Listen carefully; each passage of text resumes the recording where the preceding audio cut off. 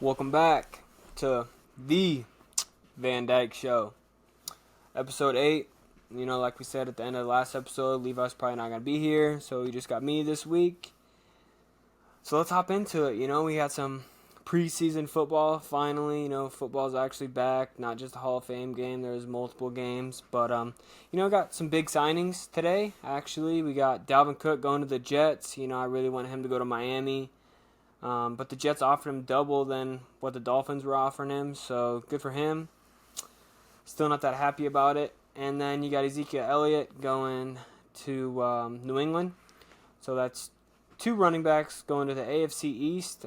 Personally, I think it's going to be the toughest division in football this year. And it just got better. Both those teams just got better. You add Zeke to a young backfield with Ramondre Stevenson. So I think he'll be able to mentor him a little bit. But then you add Dalvin Cook to a really good backfield already with Breece Hall, Michael Carter. So you put Dalvin Cook in with those guys, with Aaron Rodgers, and I think the Jets are going to be really good. I'm not just saying that because everyone's saying that, but if that O-line can keep Aaron Rodgers, pretty upright and not taking a lot of hits, what's going to stop the Jets? They have probably one of the best defensive lines in football. Bryce Huff, we had on the podcast a while ago, he led the NFL in pass rate, success rate, and he already has a sack and a half in preseason, and that's just getting minimal snaps because it's preseason. So I think he's going to have a good year. They rotate those guys through pretty frequently.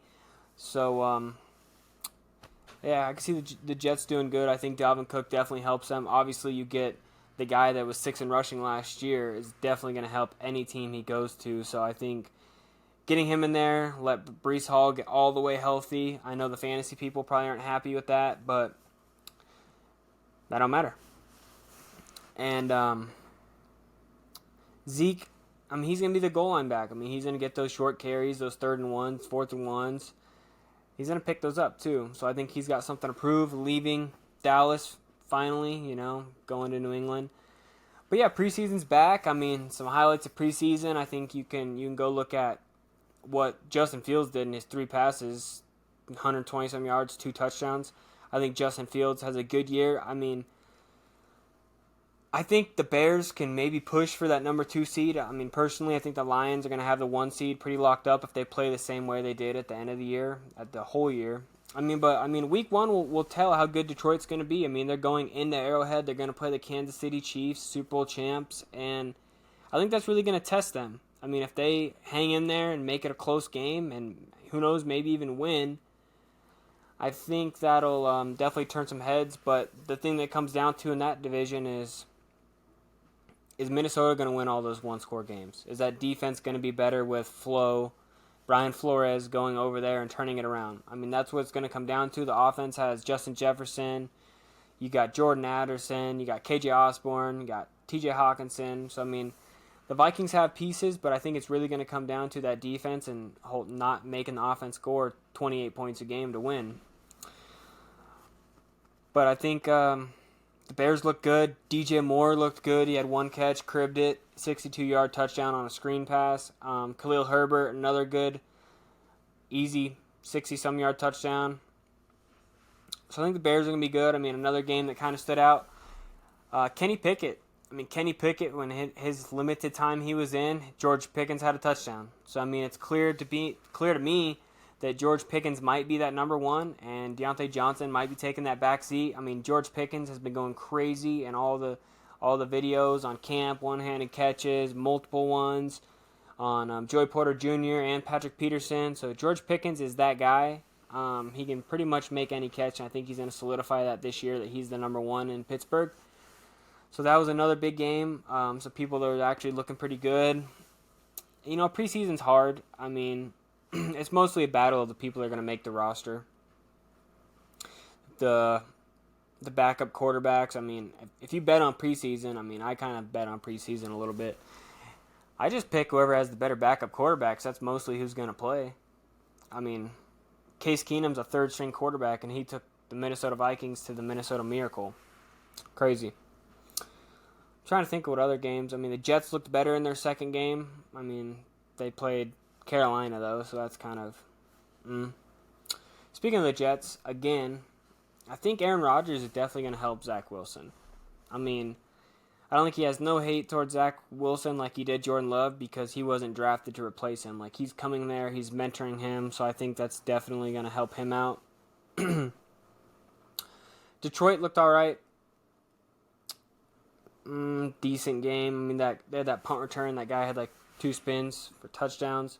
The Chargers actually looked pretty good against the Rams. Thinking back on that, you had Max Duggan versus Stetson Bennett in the second half. Back in the same stadium that Georgia killed TCU in. But, the Chargers won that one. Duggan looked all right. Quentin Johnson had a touchdown, another rookie that's going to translate really good in the NFL. I'm just trying to think of all the games. I mean, not a lot of starters played that much. I mean, C.J. Stroud had 1 rep, 2 series, threw a pick. Anthony Richardson threw a pick. The Bills beat the Colts. They looked pretty decent. Anthony Richardson could be a good quarterback, but I think that might take some time to really figure out. But preseason's so hard because it's so limited. And I mean, these coaches aren't going to show their whole playbook. I mean, the smart ones won't. I don't know why you would. So, that's mostly that. I mean, fantasy's around the corner. I mean, that's definitely happening. I mean, football is mostly here. I mean, the preseason, I don't even know why they're playing any starters in the preseason. That's a topic I want to talk about. Well, I mean, what's the point of playing them in the first preseason game when that's farther away from the regular season? I mean, if you're going to play your starters in any preseason, you think you would do it in the third game when that's closer to the regular season, and by then you probably know who's going to make the 53-man roster. So, I mean, give them their 1 series at the end of week 3, their third preseason game, in the beginning of the game, and then let them get the reps in then. I don't understand why you're playing the starters in the beginning of the season of preseason. That makes no sense to me. You should be playing the people that are battling for that roster spot, not the ones that are already guaranteed on the team. Like, Patrick Mahomes should never step on the field in a preseason game. I don't care if it's for 1 series, 2 series.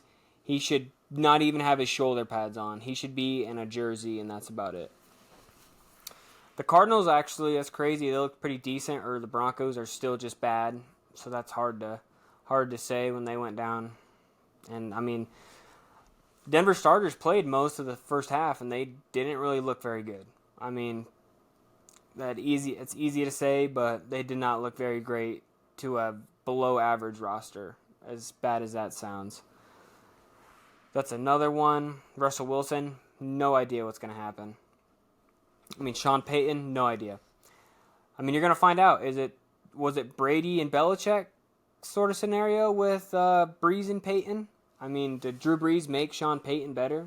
Or was Sean Payton the one that kind of really made that? I mean, people can say all they want about Belichick, but I think kind of Tom Brady kind of solidified that it was him. I mean, he goes to Tampa Bay 1 year, wins Super Bowl, and the Patriots are barely not even making the playoffs. I mean, yeah, they don't have a quarterback, but why get rid of your quarterback for nothing if it's not him?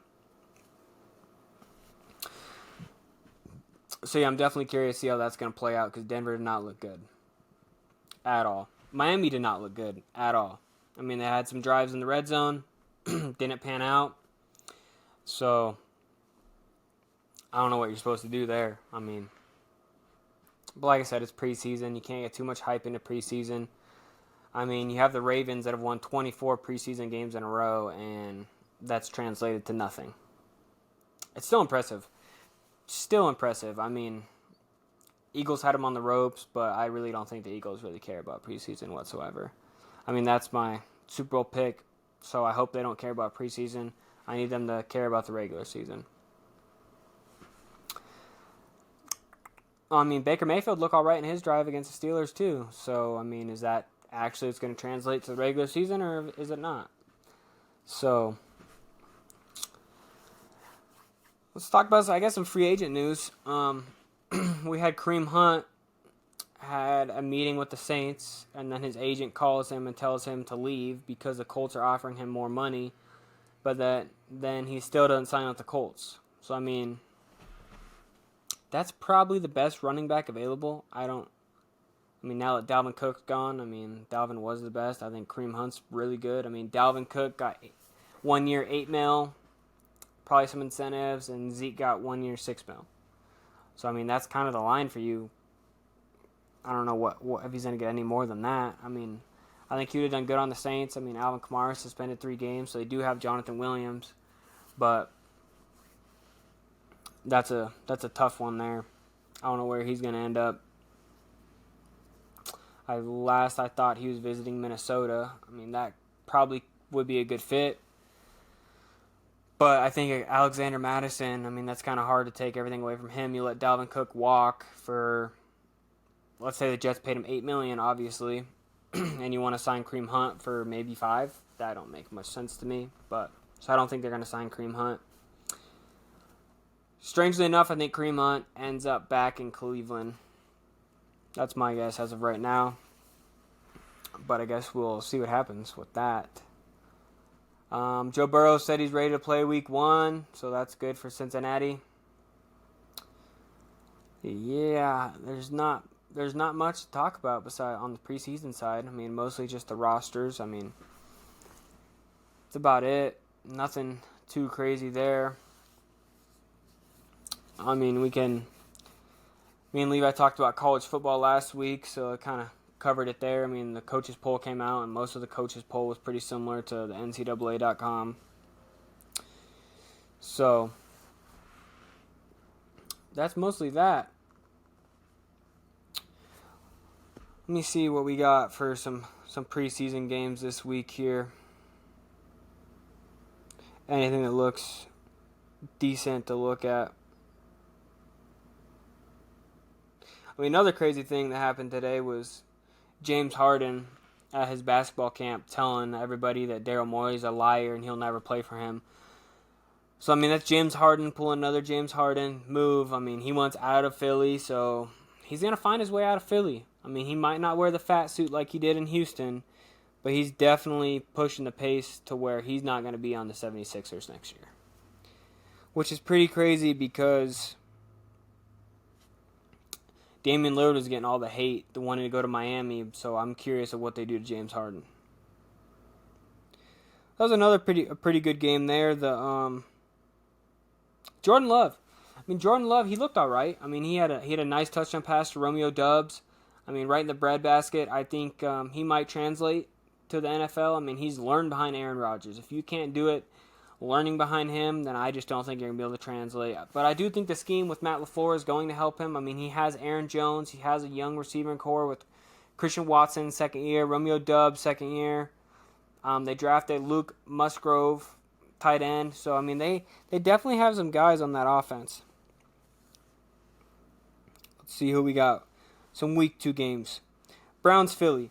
Speaking about the Browns, Dorian Thomas-Robinson, DTR, rookie quarterback from UCLA. He has impressed me the most out of any rookie quarterback in preseason. I know it's preseason. I'm saying you can't get too much hype into it. But he's playing good. He came from a Chip Kelly system that is not really a pro set. It's a spread. And he's going into Kevin Stefanski's system. And, he's learning behind Deshaun Watson. He has Joshua Dobbs there. So, he has these NFL vets. I will call Dobbs a vet because he was in the league for a little while before he came back to the Titans at the end of the year last year. But I think DTR definitely, he's got like 200-some passing yards, 2 touchdowns. He has not turned the ball over. He looks good. So I'm actually going to, that's Thursday night. So I'm going to tune into that. We got the Browns-Eagles, DTR. We have the Dolphins-Texans. I think we might see C.J. Stroud a little bit more than what we did in the week 1 because I think he does need to get some more reps. But, the Texans have a good thing to work with. If C.J. Stroud does start the year, which I think maybe he shouldn't, they have Davis Mills. That's not saying that's the savior of the team, but Davis Mills has played NFL snaps. He knows the speed, so he is ready to go whenever. And, I do think they keep Case Keenum. If worse comes to work, play Case Keenum. The guy's been a tremendous backup throughout his career, and he was a good starter that year in Minnesota. He led them to the NFC Championship. The guy did miss a terrible tackle, But I mean, you can't hate on what happened. I mean, they did win the game, and they did go to the NFC Championship. We have the Chiefs Cardinals. That could be something. I mean, Kyler Murray's not out. Patrick Mahomes should not play, so it probably will be some battle of the backups. I mean, you got Shane Buechele versus Toon. I can't remember his first name. And the Cardinals have David Blau. So that's something there. I mean, the Raiders play the Rams. I mean, the Raiders just dominated the 49ers. Trey Lance got sacked like 4 times. He threw a touchdown, but it bounced off an interception. So I don't know what to think of that. I mean, Sam Darnold didn't really do nothing either. So I think Brock Purdy's still going to be the starting quarterback in San Francisco, hands down. I don't think nobody's taking that for him. I think he'll be ready to go, and he'll be fine. Titans-Vikings, I mean, the Titans, that's an iffy one. I mean, you have Malik Willis and you have Levi Willis. So, I mean, who's going to be the backup quarterback? That is a tough one there. I mean, who do you pick? I mean, you drafted Will Levis in the first round, or second round, close enough. And then you drafted Malik Willis in the second or third round the year before. So, I mean, one of those guys is going to be your backup quarterback, and you want him to be the face of the franchise after this contract with Ryan Tannehill. So you better figure it out. I mean, you better figure out which one it's going to be, because if you make the mistake and you pick the wrong one, you're setting that franchise back even more than you already have, drafting both of those guys instead of adding depth to your roster. So that's another decent matchup just to see these backups and see who's going to produce. I mean, you have the Broncos and 49ers. Russell Wilson should not be on the field anymore. Play Jarrett Stidham. That's why you signed him and didn't let him re-sign with the Raiders. Play Jarrett Stidham. See what you got in him, and do not let Russell Wilson play anymore. I mean, he took some big shots in the Cardinals game. Not worth it. I mean, yeah, I know you want to build a culture there, but it's not that preseason ain't the time for that. Get your guys going and play the right people. And that's not Russell Wilson. He should not touch the field. We have Monday night, big game, finally. Ravens-Commanders. So the Ravens going to win 25 straight, or is Sam Howell going to go out there and win another game? And Sam Howell, he looked good. I mean, he threw a touchdown to Jahan Dotson. So he could be a guy. Sam Howell could be a guy. I mean, everybody was complaining Eric Bieniemy was making the practices too intense, but do you want to win Super Bowls or do you not? The Chiefs go to AFC Championship games. The Commanders can't touch the playoffs. So how about you guys suck it up and you listen to a guy that's been there? Those are mostly all the big games. I mean, you have the Bears-Colts again. I think Anthony Richards is going to play a lot. Gardner Minshew is probably going to get some reps. I don't think Justin Fields is really going to play that much. I think he kind of played enough. But, I mean, they have P.J. Walker. I mean, P.J. Walker has NFL experience. He played on the Panthers. So I think they'll be fine there. But, I mean, it's starting to cut down the roster down. I mean, after the second preseason game, you go into the third one, and it's pretty much a walkthrough to figure out who's on the team.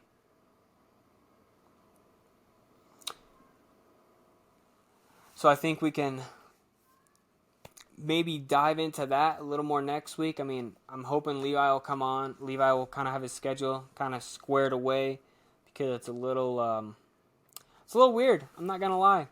I mean, me and Levi started this. We talked about doing it for so long, and now to not have him here, it's a little strange. But, you know, we'll get you through. We'll manage. I mean, it is what it is. It'll be a lot easier when the NFL season actually starts. We can talk about games. We can talk about sports bets and some of those things. But without someone to kind of bounce the ideas off, it makes it a little tough just going on the spot right here. So maybe we can get him on the Zoom call next week and kind of have both of us. I know fantasy's getting close, so I mean, maybe I can do a mock draft for you guys next week. Kind of gave you some tips of who to look at and what spots. I mean, you guys have had all of our big boards if you followed our fantasy drafts. Not much more than that. I mean, it was a short week. Not much with preseason, just being a couple weeks in. It's hard to see who's going to actually make a difference. One guy that I'm happy to see out there balling is Justin Ross. I mean, me and Levi talked about him on the podcast last week, but I mean, him getting a touchdown, haven't played football in 2 years because he's been injury prone, but was a dog at Clemson. It's good to see that. It's good to see guys go out there and kind of make a name for themselves that people have kind of written off. So I hope Justin Ross, he's listed as third as a wide receiver for Kansas City. And, I mean, that third wide receiver can get a lot of looks. I mean, McCole Hardman got a lot of looks. I'm not saying he is McCole Hardman because they're two different players, but I'm saying he'll have some upside to maybe make a name for him this year more than what he already has. So, I'm just going to quick podcast. I mean, it's been about 20 minutes. I was kind of shooting for 30, but it's kind of not much really to talk about right now. But just want to know we're tuning in. Levi's in college now, so y'all go shout him out in the comments. Congratulations to him. I'm super proud of him and what he's got going. But we're going to keep rocking. So thanks for coming back, checking in. This was the Van Dyke Show, episode 8, and we'll catch you next week.